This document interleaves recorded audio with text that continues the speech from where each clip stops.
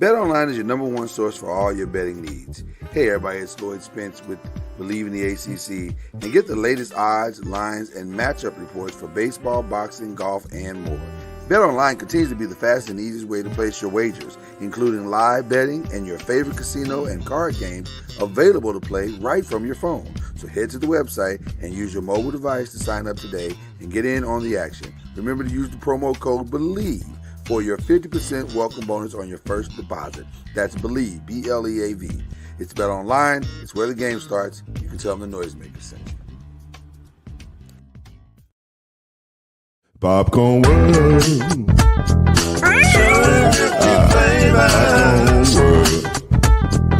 Popcorn World. Yeah.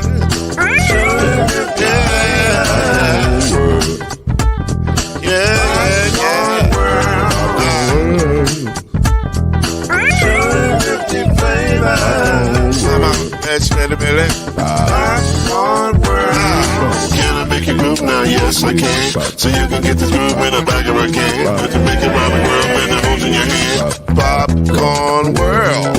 250 flavors gonna make you smile. 250 flavors gonna make you smile. 250 flavors gonna make you smile. I said popcorn make you smile. Ah. Popcorn World. Popcorn World.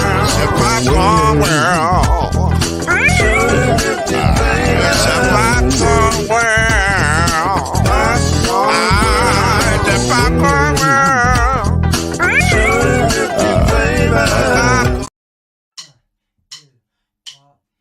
You're now listening to BLEAV in the ACC with Heisman Trophy winner and Florida State legend, Mr. Charlie Ward, Wave 3 TV, and Ferguson Hall of Famer Kendrick Haskins, and Mr. Talking Noise himself, and of course Mama Noise's name, Lloyd Spence. And now, it's time for BLEAV in the ACC.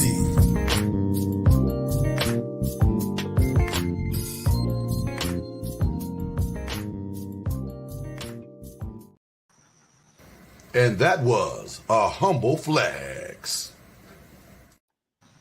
I just want to get out of the way early. You're not supposed to be happy to have a humble flex. That's that defeats the whole purpose of the humble flex. I'm extremely happy about my humble flex. Charlie, this is going to be a long show. It's not going to be long, but I do have some thoughts. Why is he humble flexing now? Kendrick said I deserved a humble flex for my very astute predictions this past weekend. Oh. We're not going to hear the end of it, Charles. You are going to hear the end of it. So I will. Let's just frame this as overreaction. Thursday, just like overreaction Monday Thursday. I'll go with that, Charlie. I'm okay with that. First week, because some things may look good one week, but the next week may be totally different. That is also true. Although I don't think that's the case here, but I do understand what you're saying. I respect. That is not gonna tone down what we're gonna have to deal with for the next. It's not gonna be as bad as you think. It's not gonna be as bad as you think. But we do. Yeah, it will. But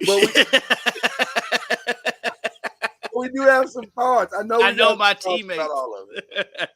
So let me ask this. First of all, phenomenal week of college football. Much better than I actually thought it was gonna be. And I'm sure we all got thoughts of the surprise game of the week, which was probably the Colorado game. So we'll get to that a little bit later. But in our own conference, it was a much better week than I think we all thought it would be as well. It was entertaining. It was very entertaining. I don't know. Where do we start? Do we start with it right in order? You just go in order? Can we just do that? Yeah. All right. Well, we'll start with no surprise here because like we've been saying all season long, the U is back. Miami took care of business, 38-3 against Miami, The other Miami, right? And proved Miami dominance here in this game. Thankfully, the U did what they were supposed to do because I have a former coworker who's a Miami of Ohio graduate who I'd never hear the end of it from if Miami had won that game. If the Red Hawks had won that game. What you didn't want is an upset there for personal reasons. I got you. And then here's a game that was, I think, the game of the night that was really interesting. And I don't want to say bizarre, but it was interesting. It was a very strange game. Mm-hmm. So I'm curious to know what the local feel of the game was. But Louisville takes Georgia Tech 39-34. Talk about your ebbs and flows. Right? Because it was a high school football night, so I didn't get to see most of the first half. But just judging by social media, boy, fans, some of y'all don't need to have your social media open during games. That is very true. But I mean, the vitriol that was coming at Jack Plummer for game one, I'm like, dude, calm down. They talking about take him out, put in Pierce Clarkson, put in whoever else has thrown the ball before that's on the U of L roster. And I'm like, it's game one, first half. Yes, he did look bad in that first half. I mean, you can't deny that. But he settled down. They started running the ball more in the second half, and you got a good coach. So the feel around here now is everybody's excited because they saw adjustments, which was something we hadn't seen much around here. But the second half adjustment. Yeah, it has some second half adjustments on both sides of the ball, and they took care of business in the second half. But it was just funny just looking at social media. It's like how much of a 180 it took during the game. Well, so go ahead, Charles. So I keep hearing adjustments, which is something we all have to do when things aren't going according to plan, or could we call it refocus on potentially the game plan that was already set out? Because I think a lot of times we hear and people throw around adjustments. Sometimes adjustments is just refocusing what you've already game planned. Right. And then you have to go out and execute that game plan. And I think that is, something that, and then sometimes the adjustment is just an attitude, attitude adjustment at the half where you didn't play your best and you're capable of playing better, and you have a few words of encouragement to help you to, understand that we didn't play our best. According to reports, those words weren't exactly words of encouragement coming from Coach Braun. So Jeff didn't come in and say, "Hey guys, listen, it's not going quite as well as we thought." There wasn't a kumbaya party in that rally. The words of encouragement doesn't have to be what you would expect. It's the encouragement part is to encourage you to do better. Right. Yeah. I mean, Jeff held. I mean, he did not hold back in the press conference. I mean, he threw himself under the bus. He threw the quarterback under the bus. He threw the defensive coordinator under the bus.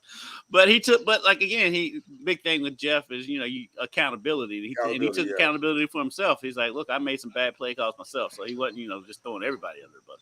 But the reports coming from the team is like that halftime speech. he was the paint was coming off the walls. Well, what was interesting to me, I didn't think Jack wasn't great, but I didn't think it was all Jack's fault. I really felt like, especially in that second quarter, the defense just really, the attention to detail was not there, and they were letting. But they even said they had had some substitutions going in. They had a lot of the younger players out there at that point, and so that was part of it too. Yeah, so it was a little bit of a confusion out there in that second quarter, but to that same point, they just about pitched a shutout in the second half. That's what I love about Jeff. He's so competitive. He was still kind of pissed on Monday in the press conference that they gave up that last touchdown. and I think he should have been, because it would have been nice to take that momentum into this next week and going forward, because it really was a unique turnaround. And by the way, Jack Plummer looked completely different in the second half. He looked settled. And I think that's probably more indicative of who he is in that second half than it was in that first half. Moved the ball well. Yeah, go ahead. I think with them going forward offensively, it's not going to look as much like the Jeff Brom offenses we've gotten used to seeing at Western Kentucky and at Purdue, where they're throwing the ball around the yard a whole lot. I think this first year you're going to see them run the ball more. But for one, they've got a stable of backs, and so I mean they can do it. They can run the ball, and so I think you're going to see them running the ball more this season than in years past. But I think it's all about, and Charlie, you would agree with this, I hope, as a coach, it's all about A, matchups, and B, personnel. You play to your strength. And so if that's who you are, then you don't go try to, even though you may want to throw the ball around the yard or whatever, but if your strength is your running backs, then you play to your strength and you let that be what it is. And I think they got enough diversity in their offense to do some things that are similar to what he's done in the past. Maybe not exactly what he's done in the past, but it'll be similar to what he's done in the past. And listen, I walked away thinking this is a pretty good team. This is a pretty good team, and I think they're going to be – and their schedule sets up perfectly for them to, as the year grows, to be an even better team. And I'll say this. I think the defense is legit. I think they just came out and, first game jitters like most of the teams. If you watch college football this week, I'd say 75% of the teams that played had first halves that looked very similar to what Louisville's looked like. It was like, what am I watching? And then they settled down and it got better, So it'll be fun. Yeah, it's first game, and people like Charlie said, it's overreaction, and overreactions during the game are insane. Absolutely. But it's the first game. I mean, the fact that Louisville was at one point an 8-point favorite in that game blew my mind to begin with. But I think they were still a touchdown favorite by the time the game kicked off, and I was like, this is insane. Yeah. It's insanity. So is this the Kevin Coleman that came from JSU? Yes. Jamari Thrash is Georgia the State best receiver. Yeah. He's a player. He's going to be their playmaker all season long. He's going to be good. They're going to be saying his name all season long. Those are the top two receivers. Mm-hmm. Then Jawar Jordan, I mean, he showed that speed on that last touchdown run. That last touchdown, he's a home run hitter. He's a home run hitter. Oh my God, Twitter went crazy after he scored. Why hasn't he been playing the whole game? Look, I don't know, but let's move on. He scored. He had 7. I mean, he only had 7 carries, but I mean, he's not an every down back like that. Right. You see his size. Right. He's not built to tote the rock that long. Right. He's not the bell cow like that. I agree. But the quarterback had 9 rushes for 51 yards. Yeah. And he had a couple of nice scrambles too. I think that in the second half, he had a couple of nice scrambles, and I kind of think that got him out of his funk. It did. It kind of settled him down and made him play a little more patient, a little smarter. I thought it was a really good overall. I'd probably give him a B+ if for the overall performance. So, they got an easy one coming up. They do. Hey now. Yeah. No, it's true. They do. Hey. I'm sorry. It's just, okay. We'll move on. Let's not count our chickens. Don't put the cart before the horse. It's not like they're playing Moorhead. Hey, that wasn't necessary. What did I do to you? Since we're catching strays out here. I mean, catching them. Right, man. Speaking of catching, well, that's probably bad enough. I probably shouldn't go there. Let's just say I feel bad for Virginia. We'll leave it at that. I felt bad. I'm not going to say I feel bad for him. I'm happy for him. Like I said, to get back out on the field after everything they went through, it wasn't like they did themselves any favors playing Tennessee to open the season.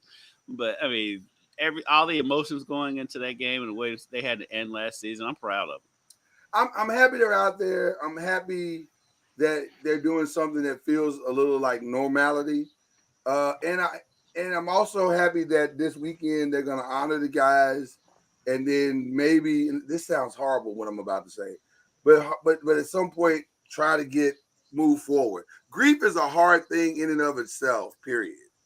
But when you got to keep reliving it, it's even harder. And these kids are trying to get to the other side of it.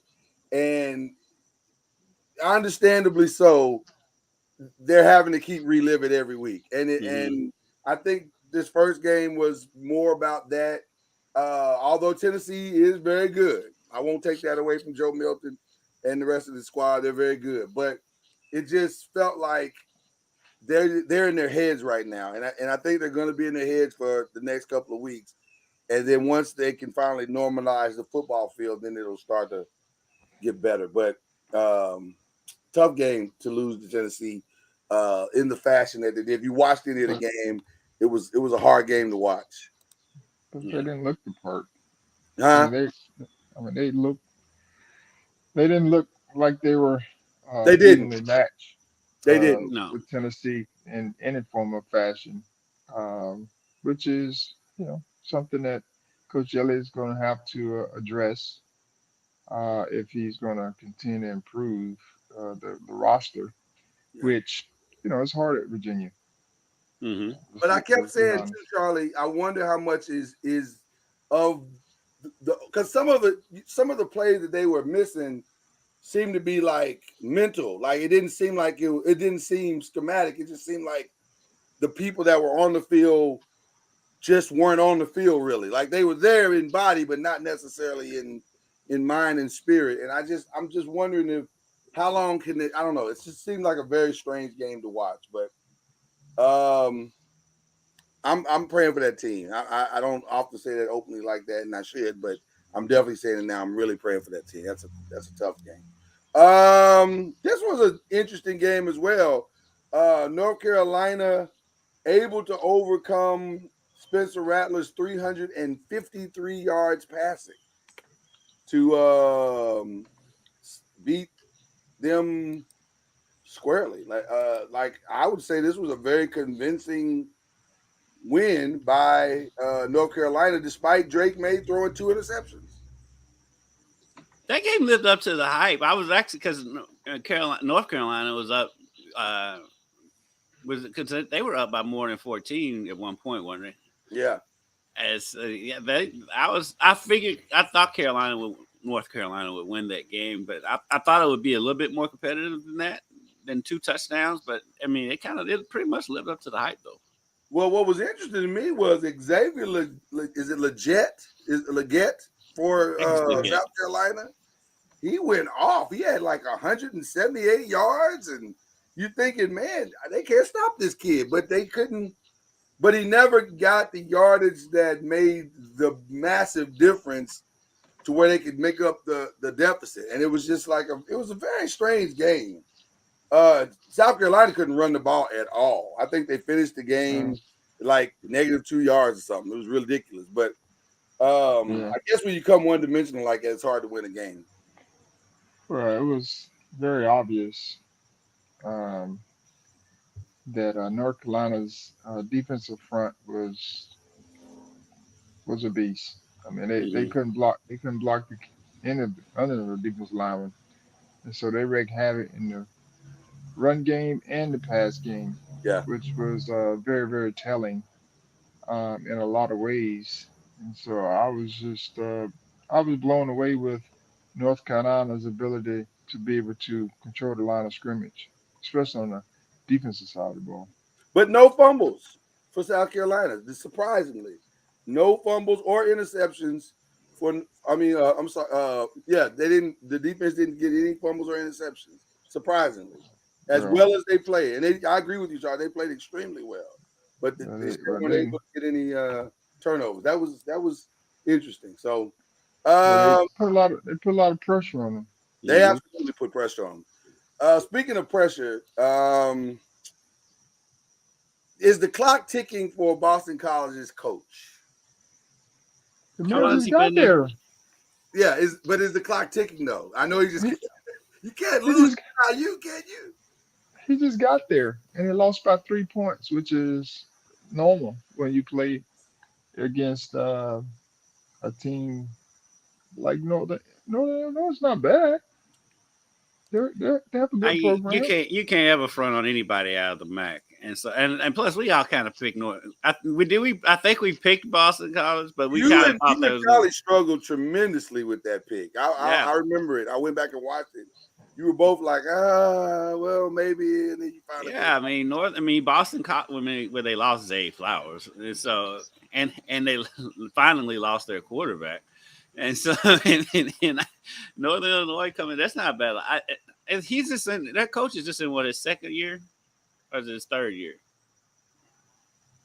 Boston College's coach. How long has he been? Yeah, something like that. He hadn't been there long. That's really the bottom line. I don't think he's on the hot. That's not a program that I think you overreacts on stuff like that, because it's not like they have this vast history.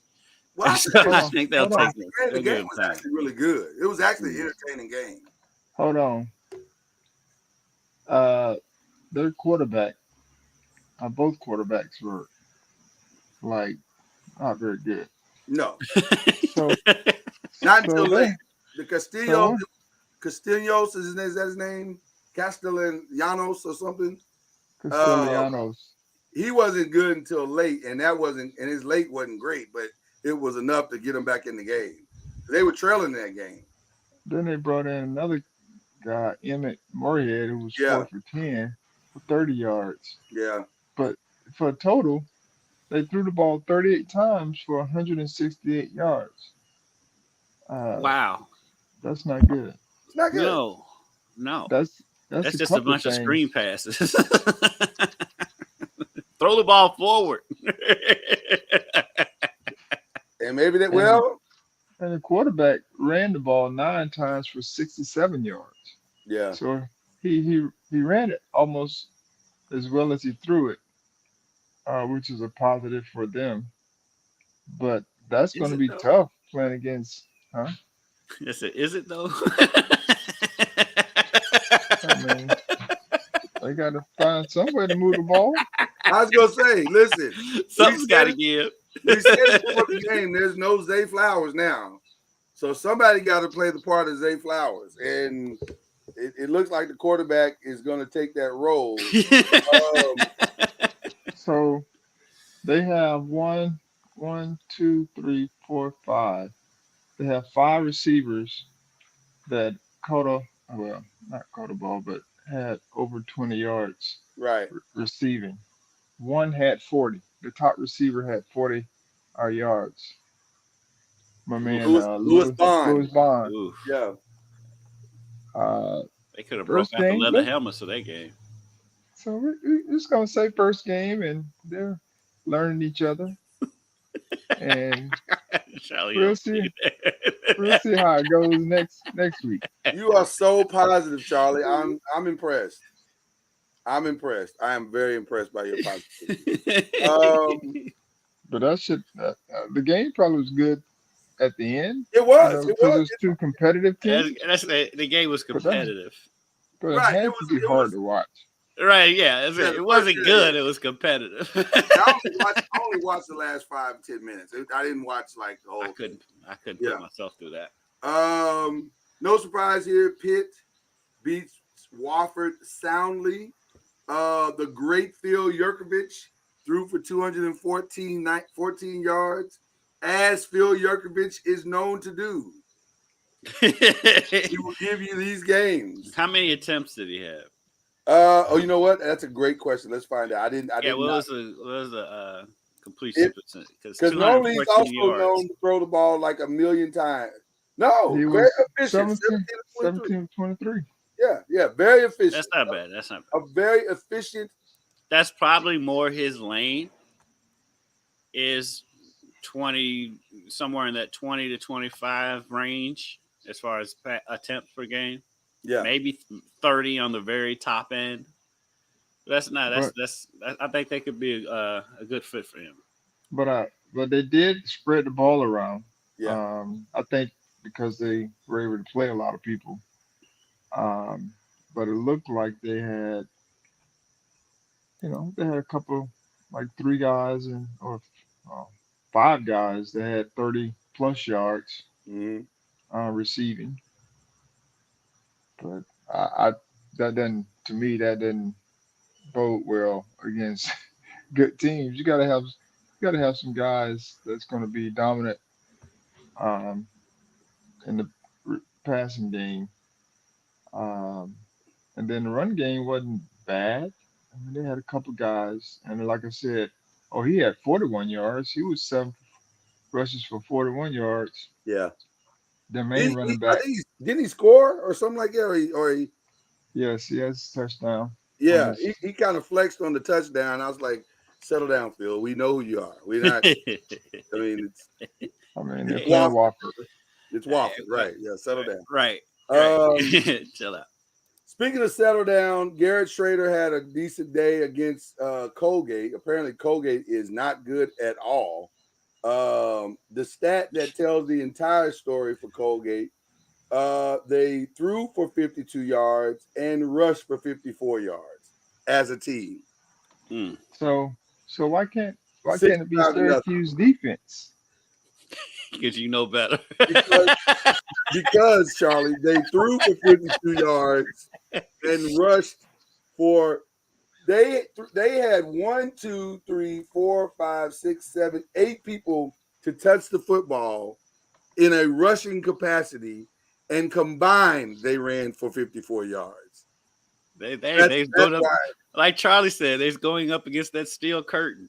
Well, That's what I'm saying. Why can't it be Syracuse defense? because you guys have told me, okay, for 2 years now, I've had to listen to you and Kendrick tell me, hey man, settle down on Syracuse. Well, I'm settled. I'm settled now. I will not believe what my eyes are telling me.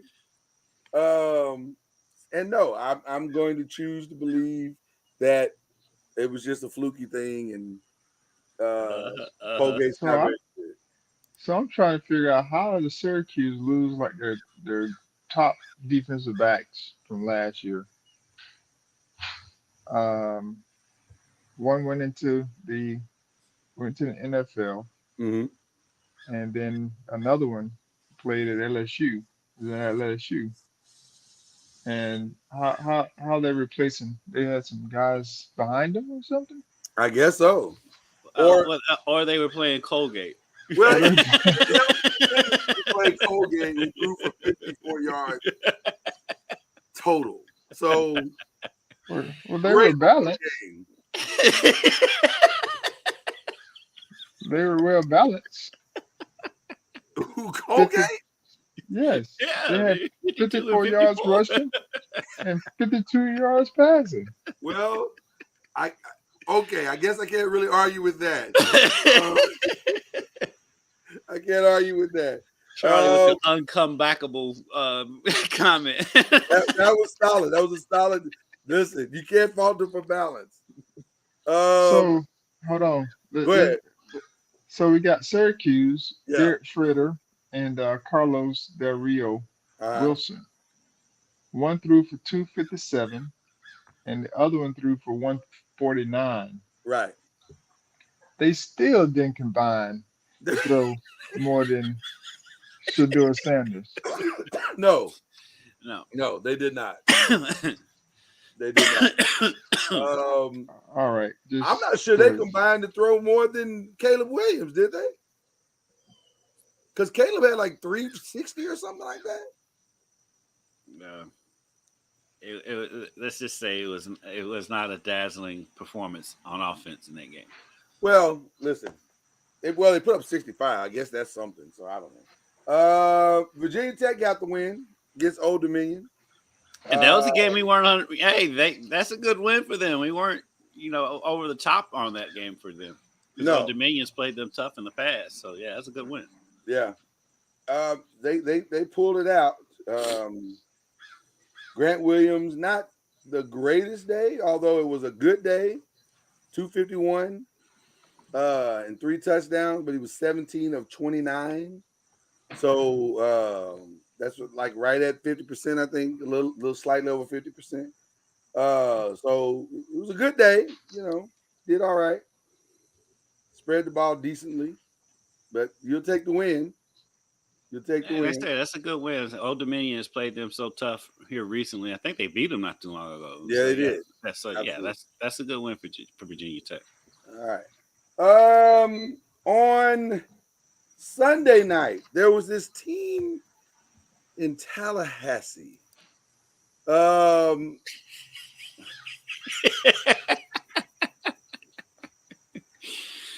let me be clear. They were sleeping. Well, nobody sleep. Who was sleeping? LSU in the second half. Charlie, I will humble flex you right now if you say that. Okay? Don't you start with this sleeping stuff. Y'all please let my team sleep. Charlie, no. You know what, Charlie? Please do it. You are really asking for it right now. Okay? But here's what I want to say just real quick. Because it was a phenomenal game, by the way. That was a great game, especially that second half. It was a great game. But I know Brian Kelly. You said that coming in. These games. Like the great Maya Angelou told us, when a person shows you who they are, you're supposed to believe it. Brian Kelly has been showing us for the last 15 years that a game that matters on national TV, where all eyes are on him, he can't win that game. I think his record is like 4-15 or something in nationally televised games. Believe him. Listen. He came out that second half. He had no adjustments. He did not know what to do. He is who he is. And so I'm not going to. And they didn't let him off the hook. Right. Right. I'm not going to listen. I appreciate him being consistent. That's what I'm going to say about Brian Kelly. Well, let's get back to annoying Charlie. So that Florida State defense in the second half was amazing.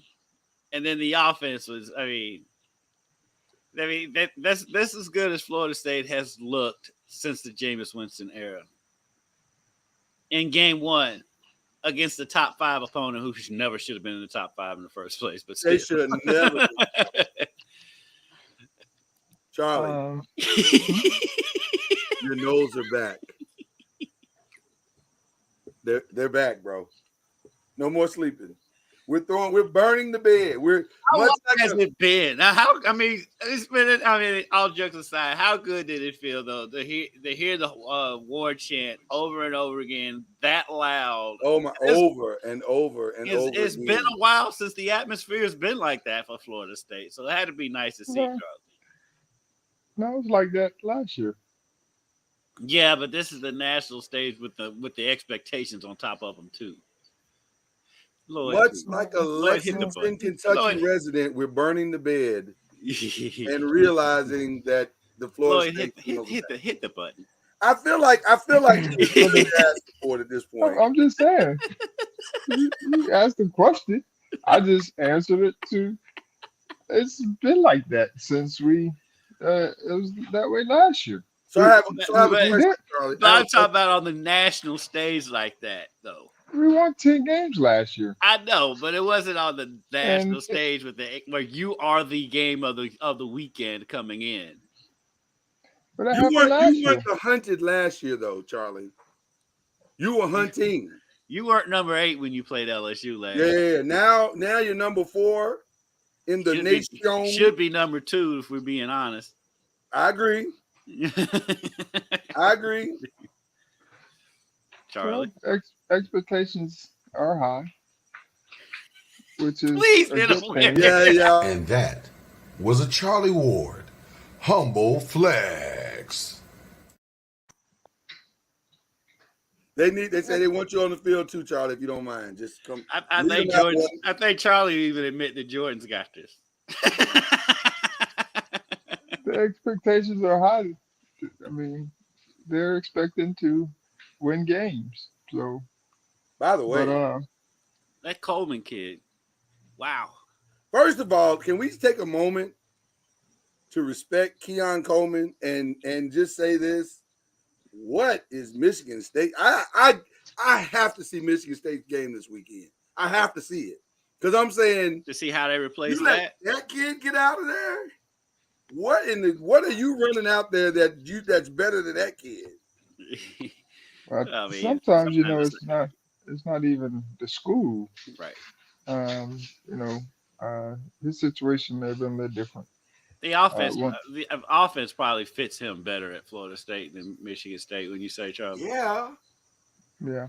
I he mean, looked like Michigan he's State's gonna more of man. a run heavy team. he's gonna be good regardless of where he goes because he'll get opportunities like he did the other night, and he'll take advantage of them. I mean, he's a very good contested catcher, as we saw. I He's don't know who number physical. 5 is for LSU, but I feel really bad for him. Who? He made a lot of highlights for the wrong reasons. Number Because 5? Keon Coleman made him look really bad. Yeah, Coleman, 5? he's so physical. I didn't realize he was that physical. He's as physical as a receiver as you'll see, and he can still beat you in the open field. Yeah, he's a good player. He's a good player. He's decent. You're not flying under the radar, Charlie. No matter how Charlie much was you try to keep Charlie's so saying uncomfortable with this, but Charlie, it is what it is. They may be the second best team in the country, and it might not even be close. Well, let us play some more games. and they And got the best win in the country so far. That was a huge win. let Although us play more I games. question and wonder how good LSU actually is now. Oh, I mean, Well, you hit a lot of the nail on the head in your opening diatribe about coaching. oh man, coaching matters. Coaching matters. Speaking of coaching matters, this is the one I've been waiting for.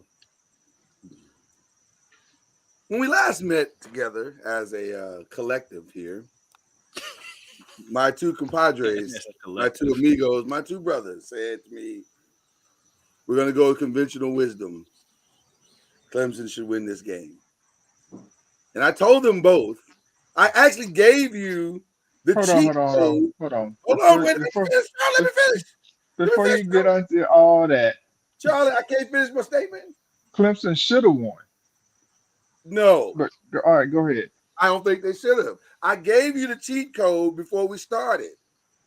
Because I think, in my humble opinion, There's nothing humble about your opinion right now. well, tomato. I think that where Clemson lost the game was before the season ever started. And I kind of gave you the cheat code before I made the prediction last week. And again, everybody is allowed, and Charlie, you tell us this all the time, and I think it's true every single time you say it. When you make choices, you have to live and stand by those choices. Dabo Sweeney has decided, I don't want to go to transfer portal. I don't want to pay a lot of kids NIL money. So I'm going to do it my way. And he's allowed to do that. But the problem is, if you're not going to pay these kids, these 5 stars to come to your school. He's got 56 4 and 5 stars. Lord, the 4 and 5 stars, the transfers had nothing to do with this game. They had everything to do with the game. They're inside the 3-yard line multiple times, and they get no points. So you're telling me that Duke is 21 points better than Clemson? Apparently they are. That's how much they lost by. Apparently they are. If they played 10 times, if they played 10 times, they would only win that one time. I see, I respectfully disagree. Because who was the best quarterback on that field the other day? The quarterback situation, yes. I mean, if you're looking at the quarterback. But being the Heisman Trophy winner that you are, you know that matters. And I'm saying, first of all, I never thought he's that good. I just don't think he's that good. And I think under pressure, like a lot of quarterbacks, he tends to make bad decisions, which he did in this game.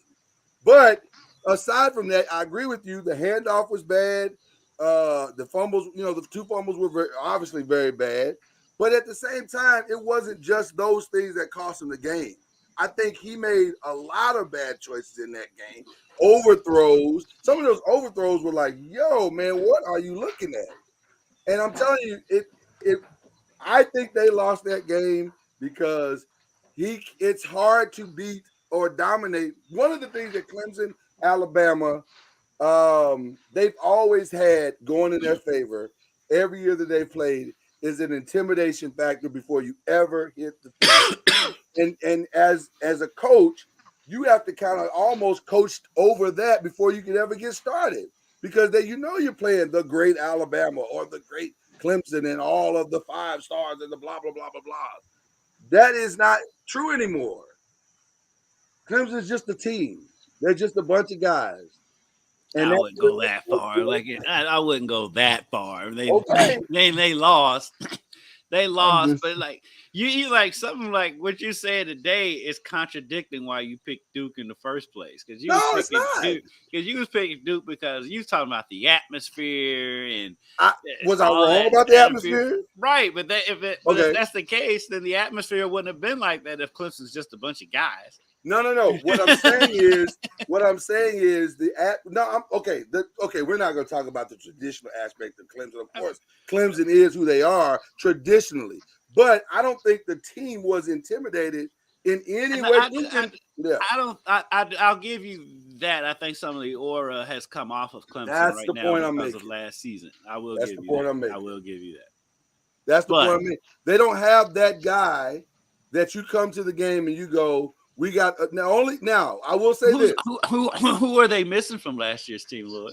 That they could probably use. Well, if only they had a quarterback like I just DJ wanted to give you a chance. I just wanted to give you the chance to say the name, just to be able to settle them down and pull them through. Listen. Had it not been for Will Shipley, I think that game would have gotten even ugly. If I'm being honest, because he saved them a lot in that game. He was the X factor, and by the end of the game, he had nothing left to give. I'm telling you, this is not the first loss for Clemson this year. I think there are 3 other losses coming. This is the first loss. What I mean by that, I'm saying I think there are 3 other ones coming. You know what? I'm not giving up on Clemson until they're out. Well, they are out of the national championship picture. That's hope. Not really. I mean, they got some teams on their schedule that they can get it back. No team since the college football playoffs has been implemented has lost a first week game and made the playoffs. That's the stat. Yeah, I mean, just like everyone else, everyone's going to have to improve whether you won your game or not. And so after week 1. And so if they can continue to improve, they get the quarterback to be a little bit more efficient. They threw the ball 43 times, which is a lot, mainly because they were, behind a lot. Yeah. In that a lot of the second half, so they had to throw the football. But if he can be efficient early on, and they can lean on Maffa and Shipley in the run game a little bit more, which I think that's, we talk about adjustments and going from game 1 to game 2, you'll probably see them running the football more, even Maffa, getting more carries. Shipley, to me, I think they used him a lot, which is probably what they needed to do, but for the first game. But I just think they need to monitor his touches because it looked like in the second half he was kind of wearing down a little bit. Absolutely. Can you blame him? I understand it, but they got Maffa, that they can lean on a little bit more because he's not bad either. Charlie, would you maybe start using Maffa more in a running back role and using Shipley to spread out and maybe line up in a slot and more stuff like that to conserve him? No. Either do what they did, which was 2 backs, and hand the ball to Maffa, the majority of the time, and let Shipley be the back who just secures the backside, or it's out in the flat like they ran on the goal line in that role to preserve him, but have him on the field. But I just think they should use Maffa more in the run game when because Shipley's gonna get his touches in the run game and he's gonna do what he does. Um, but they got to find a way to get some playmaking on the outside when they do have, from a pass catching standpoint. The one player that was dynamic was, Antonio Williams, Right. but he had 56 yards. Um, Klubnik, to me, looked like he had a tough time being consistent in um, the medium range. Mm-hmm. Short to long, he was decent, but he looked like he had a tough time uh, in the medium range, and he started getting happy feet looking at the rush when he saw Yes, he did. Yes, he the did. pressure in his face as opposed to standing in there and delivering the ball and wherever it went. But My man was getting happy feet before the snap some of them times. But I think that's consistent to what he was last year. I don't think that's anything different than what he was last year. Now, well, I think it could. Will it In settle time, down? though, he'll settle down, though. yeah, Right. I'm gonna say, will yeah. it settle down? It's possible. It is possible, but it hasn't yet. And so But he's uh, only what? That was only what, his third or fourth start, Right. or second, or right. is it second? He started the Maybe bowl his second game. start, maybe second or third start. Yeah. Yeah, it's like his third start. So yeah, Yeah. in time. I mean, like you said, it's just basically his third start, and it's on the road in a tough environment, and they're getting pressure on him. He'll settle down. I'm not writing Clemson off as far as ACC contention, but yeah, they're out of the national. I'm writing them off. I think there are 3 more losses coming. I mean, they've got the tough schedule. I mean, They got tough they still got schedule. Florida State to come. They still have Notre Dame to come. So yeah, That's what I'm you saying. know, Yeah, it's not gonna get easy. even though that Notre Dame game is in Clemson, and They have both of their tougher, yeah, they're what they call them, tougher games at at home. home. All right, and then in our pick 1 games, Kendrick was saved by Ohio State. His safety net there. Got him his 9th win. But shout out IU's defense in that game though, because they shut down Marvin Harrison. They ain't got nobody to throw that man the ball. I was gonna say, was that about IU's defense, or was that about Well, Ohio State not? but Ohio settling State their couldn't really quarterback run the ball either. They didn't run the ball all that great either. They didn't. Indiana's defensive front played really well in that game, and really and truly, Indiana should have. I think they had one. I know they had one interception. They could have had 3 or 4 interceptions in that game. I don't think defense played well. I don't think Ohio State is the number 3 or number 5 team in the nation. I think they're probably. I know they're ranked that, but I think they're probably more in the mid. Their range. defense is tough, and The so defense is very tough, but they're offensively they got some work to do. Yeah. Nobody took the Rutgers Northwestern game. We were all nervous and scared, but Rutgers got it done. I know. I sat and watched that game. Yeah. I had nothing else better to do at 1:00 on Sunday. Okay. Was it a good game? I didn't watch. Was it a good game?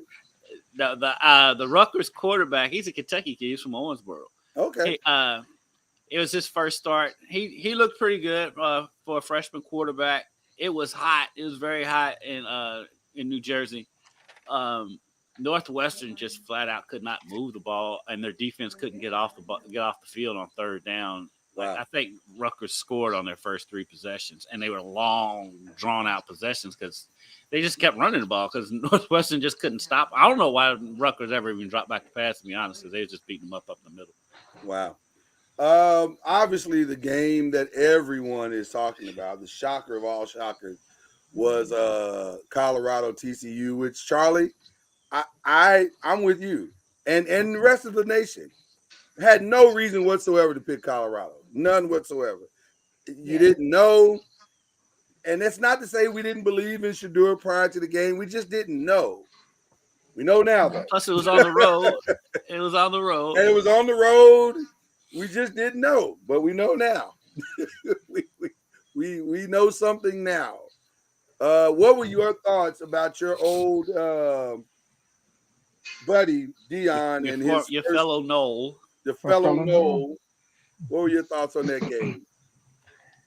It was, I mean, it was what you would consider a very good game, team and game. They knew kind of what they wanted to do and what they had. A lot of people did know because of just all the different people that were there. That kind of slid in a sense, through the transfers. A lot of people didn't know who they were. If you look on their roster, a few of them you knew, but some of them were unproven on in that area of playing Division One football, and Yeah. so that's why the unknown and the unbelief was there. And as a coach and player, you understand and know, and you want people to doubt you so you can go out and prove them wrong.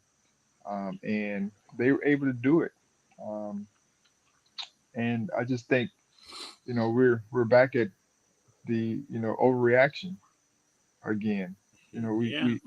we know now, they've set the expectation, they've set it high, and so now it's up to them to, live up to it, which is what you want as a coach and as a team. You want to, prove and show people what you're capable of doing so that they can hold you to a different standard. And now the standard is, that is what they're going to be looking for every single game. And I think it rubs some people, wrong when the comments that come back after the game are very boastful, Yeah. and some, confident, I should say, in what they were capable of doing. Um, and but that's kind of the way they've been running for quite some time. I mean, that's just Dion. Right. I mean, he's nothing if not consistent. Right. I mean, it's just Dion. I mean, that's how it is. But the play of Shador was amazing. The play of Hunter was unbelievable. Is that sustainable? 157 snaps a game sustainable? He probably won't have to play those because in some of the games they'll probably blow some teams out. Right. Okay. That's not on their level. Yeah. And so, but I don't think that's sustainable, um, moving forward. I mean, that's a lot of snaps. A lot of snaps. He's probably in great shape, but playing both sides of the ball at some point in time, body just can't take all that. Right. And it's not like when he's playing receiver, he's just, running look like a little 5-yard Right, he's out. not a He's kind of decoy. just chilling. He's not a decoy. He's out there running deep routes. He's running over the middle. He's doing everything on offense. They're coming out and shutting down one side of the field on defense. That interception that he had. Oh my God. I mean, that's going to be on every highlight reel for this season going forward. I went back and watched it again to make sure that my eyes wasn't playing tricks on me, because I said, well, he had to have been closer to the guy than I thought he was, because for him, that's a bang, bang play. So you don't, it's nearly impossible unless you anticipate it. And he did, but he was still like 4 yards off of the play. And I'm like, God, man, how, like, that's insane. Listen, I believe my brother. Right. They were impressive, offensively. The issues that I have with them going forward is defensively. How they going to manage, because TCU, I think, ran the ball for like almost 260. I think it was 269 yards rushing. Yeah. And then passing was 279. Yeah. Mm-hmm. And they kind of that's balanced, Carly. Now that's balanced. Yeah. That is balanced. The other one was balanced too. They close together. Not great balance though. Not great balance. That's balance on purpose. So that's something that they're going to have to address Yeah. if they're going to win against teams that may run the football much better and also not make mistakes. You think about TCU, they're in the red zone multiple times, Hmm. and they have two interceptions Hmm. Yeah. in the red zone where they're driving the football to kill drives and get no points out of that deal. Of course, yes, you can credit Colorado for it, but on the other flip side of it, you're looking at, hey, we're moving the ball and we make two mistakes where we're driving. Um, and I think the other thing that they're going to have to focus on, and I want to see them, be able to fight through adversity, is they had no attrition in their weak spots. Um, you know, and their weak spots are offensive line, defensive line, even Yeah. though they're, they were able to hold up in that one game. But as we know, over the course of the season, Right. you have some attrition in those areas. And if you don't have depth, then that's where you start to see some drop off Hmm. in some of the production. Uh, I mean, as long as they got Shador and Travis Hunter, um, And I want to and show some love to Dylan Edwards too. He has gotten lost. That's what's yeah, crazy is Dylan this dude Edwards, had what 4 touchdowns and he gets lost in the He was conversation. the Jimmy Horn. footnote. He has become the footnote of this game, and he Right. was amazing. They've got skill positions, but like Charlie said, you got to wonder about the depth up front because like they were getting mauled up front, especially on the defensive side of the ball. So you got to worry about Yeah, I that. agree, But 100%. skill positions though, I mean, they're as good as anybody in the country at the skill position. So TCU cost me the chance to go 10-1. So and Ohio State made it possible for Kendrick to go 9-2. Charles, you stretched out there with that South Carolina. That was that one, and the NIU thing is really what killed it for you. The other two were possible losses that anybody could have taken. But listen, this is the first week, so It's week one. week one. We know that's not usually how the standings. Hey, we're not talking about all right, we'll get to that later. All right. So we're going to pick out week 2 games right now, ladies and gentlemen. Starts tonight with Murray State and U of L. Is there a necessity to actually discuss this? I think we kind of all We know what's going to happen what's tomorrow. going to happen. The Mighty Racers are going to be a wonderful exhibition for the U of That's L. tonight. That is tonight. That is tonight, They got the stage all to themselves. except for that pesky Chiefs Lions game. Yeah. Somebody rudely scheduled an NFL starting of the Well, season. we can't get ESPN on Spectrum right now anyway, so it's all Yeah, good. exactly. So there you go. There you go. So it works out. It works out. Vanderbilt and Wake Forest. Wake Forest, they won their first game, right? Against Elon, I think it was. Yes. The week Yeah. like the week before the first official week, I guess, or whatever. So Wake Forest coming in hot. This is a tough one for me because I'm impressed by Vanderbilt and the growth they've had with their program lately. Wake Forest is, it's not a total rebuild, but a little bit of a rebuild after last couple of years having to replace their quarterback who's at Notre Dame now, and so I think I'm gonna go with Vanderbilt in this game. Oh wow! Okay, going with the Commodores, the team, not the group. Easy like Sunday morning. Right. What are you gonna do on this one? You joining Kendrick? I'm not 100% sure about the SEC ACC competitions. By the way, currently the Commodores sit atop the SEC East with 2 wins. Who they beat last week? I watched that Hawaii game in They week beat 0. Alabama A&M 47-13, Okay. and they beat Hawaii 35-28. So That they was a are great rolling. The Commodores are rolling. I'm going with Wake Forest. They're playing at home, and their system is the system, and so I think they're at a place where they're able to, take advantage of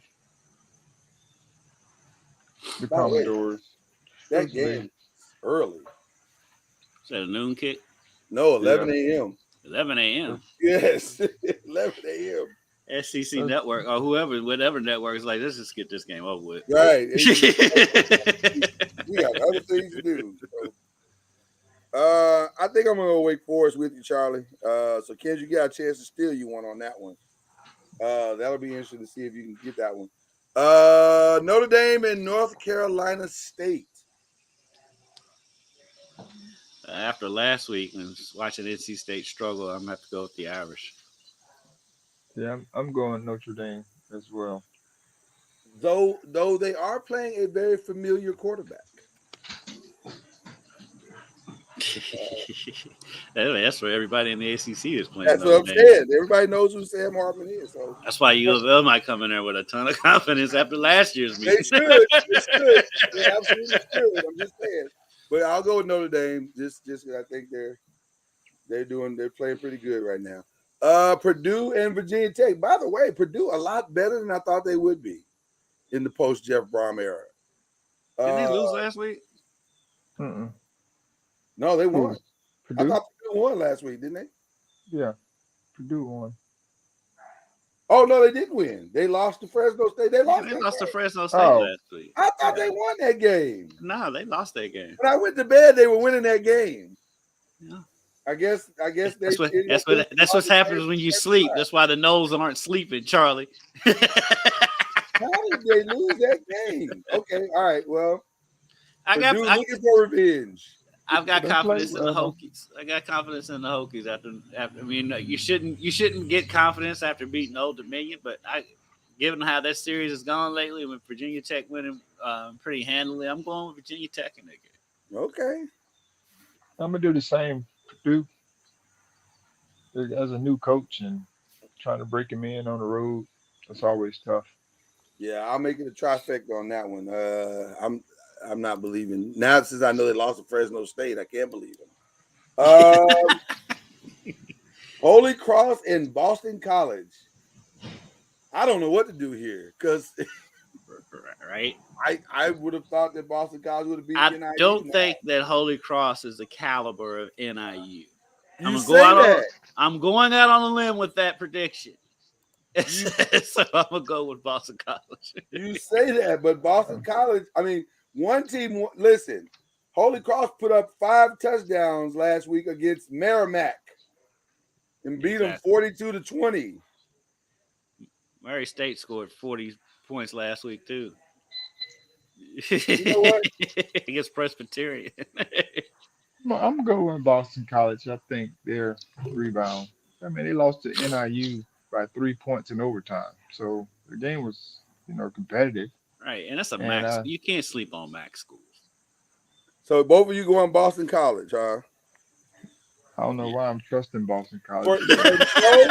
Hey, Charlie, for no reason whatsoever other than I can gain a point here, I'm going Holy Cross. It's so early in the season. Why are you throwing Hail Marys? You throwing Hail Marys on first down in the first quarter. But it's Boston College who just put up 100 yards, not 100 yards total. Who was they're gonna get better. We'll see. But maybe this ain't the week for that. So I'm going Holy Cross. James Madison in Virginia. I'm gonna go with Virginia to get that first win. I'm going Virginia because they're going to be emotionally, emotionally prepared, ready to play. It's a real tough game. Georgia Tech trying to get the bounce back win against South Carolina State. I think that's the perfect opponent to get that bounce back win. So there you go. Yeah. Georgia Tech should win. All right. Then we got Charleston Southern. Poor Charleston Southern. That's a Against sweet. Clemson. This week's games aren't exactly outside of that Texas Alabama game. It's not too many barn burners. Texas and Miami. Yeah, that's the other one. That's Good. the other That one. is our next selection there. Who you going with, Coach Junior? Since you called the game out. I'm going with Miami. They're playing at home, even though They lost it. Middle Tennessee won in Miami last year. Last year, this is a new year, Kenny. New year, buddy. But you say at home. There's precedence. But I'm with Jimbo and Bobby Petrino, the stepbrothers, coming to the Gosh, union. I wish I could sit in on those meetings. Yeah, you know they're hilarious. They we need to just do a become hard best friends. They need to do a hard knocks on that show, on that team. But I'm with Charlie. I'm going with the U down in Miami. Okay, both of you going with the U. I'm going with Texas A&M. Yeah, you trying to make up. You either gonna make up ground or fall back to normal. No, not normal. Not normal. Not normal. What are you doing?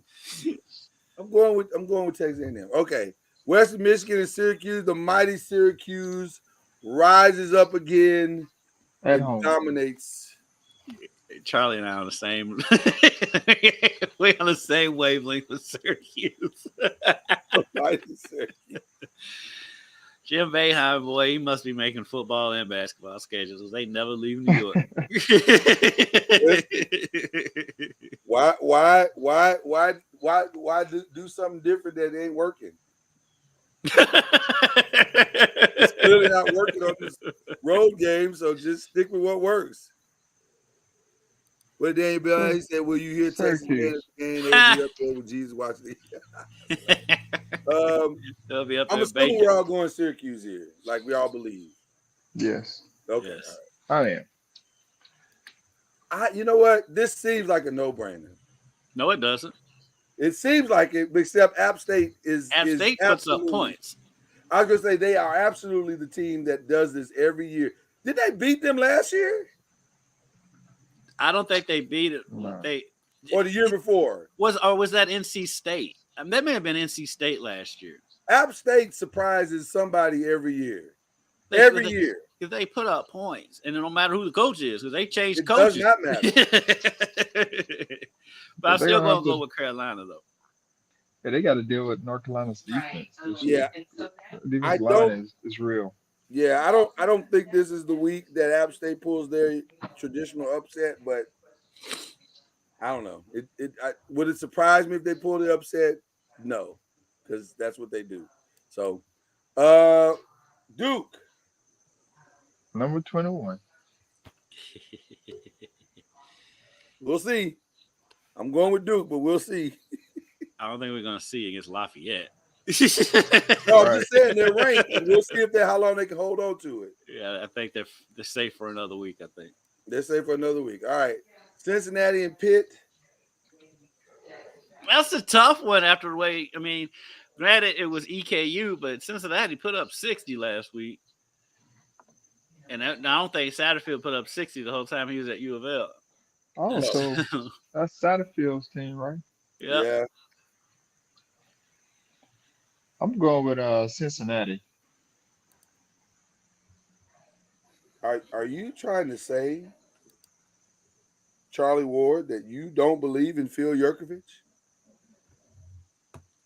Phil Yurkovich beat Satterfield last season, so sure did. Not going to be intimidated by old Cincinnati, that's for sure. That's a tough one though. I don't want to make too much out of Cincinnati's win last week. Oh, I'm absolutely going Pitt here. I'm going Pitt. Pitt. I think even though I've got a weird feeling all three going to be wrong. That's very possible. That's very possible. And then, of course, the final game of the ACC, Southern Miss and Florida State.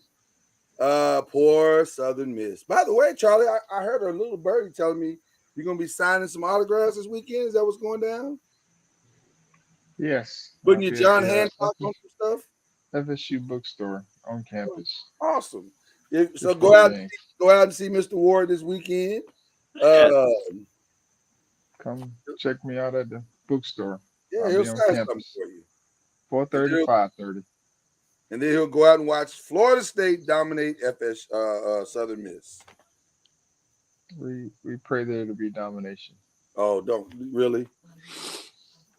Yeah. This is what you want to go to God with? There's a lot of other things to go to God with. I think this one's safe. You teetering again, Coach Junior. No, we always need to go. You always got to the go Lord. after everything. You're right. All right. So your pick one game choices this week are Ole Miss and Tulane, which should be a very good game, much better than people think. Nebraska and Colorado.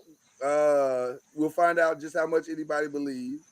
And then the game of the week, Texas and Alabama. You gave us we don't have any gimmies this week like last week. This week. No gimmies this week. No gimmies this week. You got to choose. So what will be your pick one game of the week? I guess I should go since I was the only one that won last week. There you go. But I don't have a gimme this week. I had a gimme last week. Hold on, Charlie. Because this will make it a trifecta today. And that was a humble flex. Thank you. I'm the only one that you thought That is a humble flex. True. It is true. It is true. That's what made it a humble flex. So what you picking, Mr. Humble Flex? Let me see those games again. You got Ole Miss and Tulane, which, by the way, is to me maybe the harder of the three. I know because they're gonna be wild down in New Orleans. Oh my God, it's gonna be crazy. Nebraska and Colorado. That's the game I'm gonna go with. Okay. I'm gonna go with Colorado. Colorado. Well, I hope you don't think you're gonna stand on that fence alone, because I think I'm joining you on that one. Yeah, I was going to choose that game as well. Are we all going Colorado on that one? Yes. You know what? No, I'm gonna be a tough guy. I'm gonna be a tough guy. All right, let's go. I'm gonna pick Texas to go into Tuscaloosa and beat Alabama. Listen, I'm gonna be honest with you. I'm not picking that game, but I do believe what you just picked. I have a sneaking suspicion that Texas may be better than what people are giving them credit for. And they're ranked number 11. I think they give them a lot of credit. Well, but people are saying they had an easy game the first week, which I didn't think it was that easy, but at least it didn't look that easy watching it. They looked like they were struggling a little bit, but I think they may be more solid than people think that they are. So it's going to be an interesting game, though. I mean, Texas outplayed Alabama last year.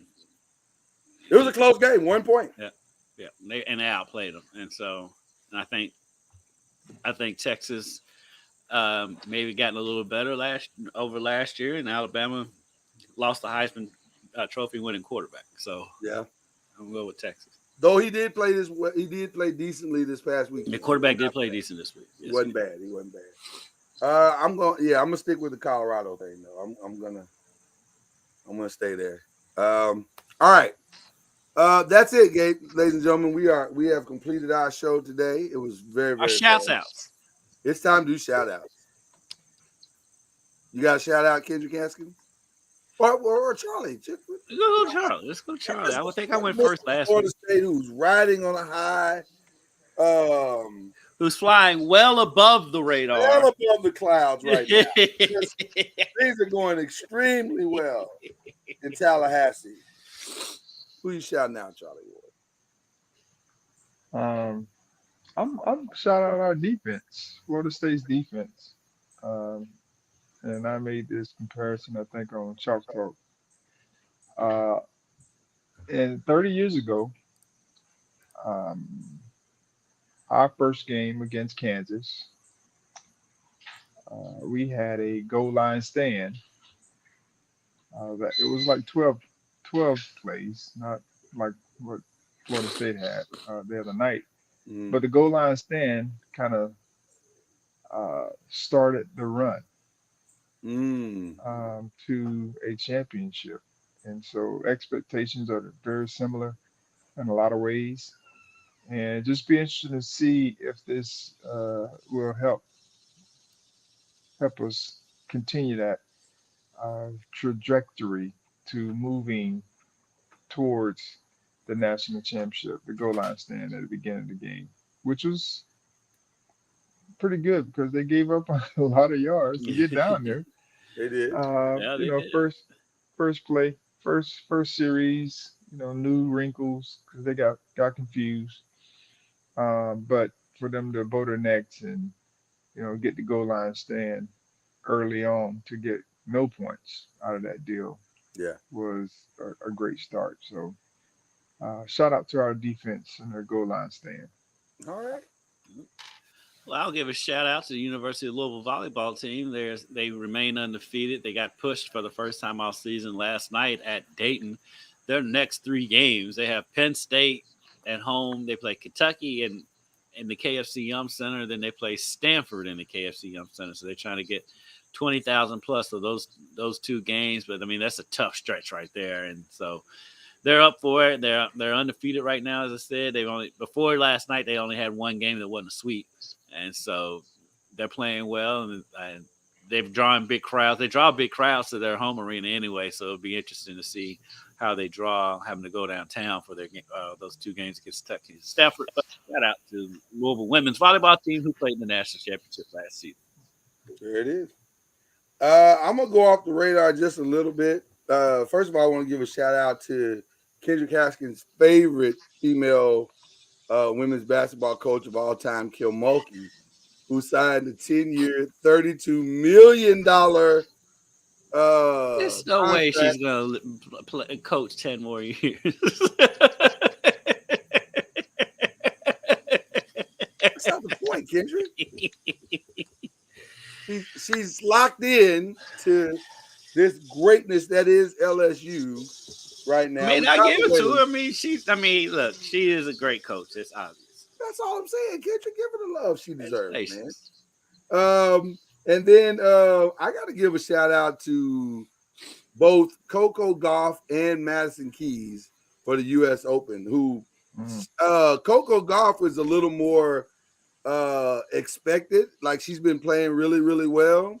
But Madison Keys, man, just kind of flying under the radar, playing steady and determined tennis. And now she is in the semifinals of the U.S. Open. That's pretty impressive. So, and shout out to your boy that beat Tiafo the other day. Yes, he is. Which I hate to see them go against each other, but but at the same time, it's going to be cool to see who will have the pleasure of losing to Djokovic in the finals. So, Djokovic may not. Djokovic is always going to still be in. But the other dude though, he's the man now though. Alvarez. Alvarez could finally break through. He beat Djokovic last time. He did, and so I think he's already broken. He hadn't beat him at the Open though, has he? Well, I mean, this is the first time I think he's been to that level at the U.S. Right, that's what I'm saying. I just it's Djokovic, man. I want to believe, and I'm going to root for Alvarez, but I just like to see the young guy. It's time for a change in the It's time for a change. And now things are setting up quite nicely for Keys and Gauff. If they can get past these next rounds, Gauff from that last set on Sunday until now has been dominant. She's playing dominant tennis. Yeah, she struggled in that second set against Wozniacki, but she basically looked at her corner and told them, "Cut it, shut up." Yeah, I got it. I've got this, and she has been dominant ever since. And so, shout out to Coco. Yeah, youngest player since Serena to get to this level. 19 years old. 19 years old. Do you know where her parents went to school? I'm gonna go out on a limb and say they're fellow Seminoles. Come on. Yeah. And that was a Charlie Ward Humble Flex. It's That felt true. on brand. That felt on brand, though, Charlie. That felt on brand. No. I like it, though. Yeah. Especially the little chuckle after he said it. Yeah. You did that with great pride. I'm just saying. You did that with great pride. I'm not mad at you. Okay, well, listen. Should be a fun weekend. And who you guys got tonight, by the way? Just out of curiosity. No Chris Jones. Possibly no Kelsey. I think I'm going to go with the Chiefs just because so many people are watching ESPN all day are picking the Lions. I'm going with the Chiefs. Even though the Detroit's greatly improved, I still kind of feel like the Lions are going to lion. And the Chiefs are going to step up because they are still Super Bowl champs. I'm going the Lions, my man. I'm going with my man AG. All right, you believe. Much like a Colorado Buffalo rally, you believe. I'm not mad at you. Who you going with? I think I'm going to stick to the Chiefs, too. It's Patrick Mahomes, man. Yeah. I mean, that dude somehow finds a way. Although Caleb Williams had a very Patrick Mahomes-esque throw this past weekend. He's had them 2 weeks in a row. Yeah, I'm very torn about who I would take in a draft with him and Shador. I'm very torn. Well, let's let the season play out. Yeah, let's let it play out. But I'm leaning one way than the other. So I believe Prime. I do. I apologize. So there it is. We'll be back next Thursday with more. Probably not a lot of surprises this weekend in college football, but you never know. You never know. Never know. We may see that upset in Cincinnati. So until then, it's Charlie Ward, Kendrick Haskins, Lloyd Spence. We'll be back next week. You've been listening to Believe in the ACC with Charlie Ward, Lloyd Spence, and Kendrick Haskins. Please like, follow, subscribe, and share from the Noisemakers page on Facebook and on YouTube. And you can also listen to us on Spotify, Apple Music, iTunes, and wherever podcasts can be heard. And join us next time on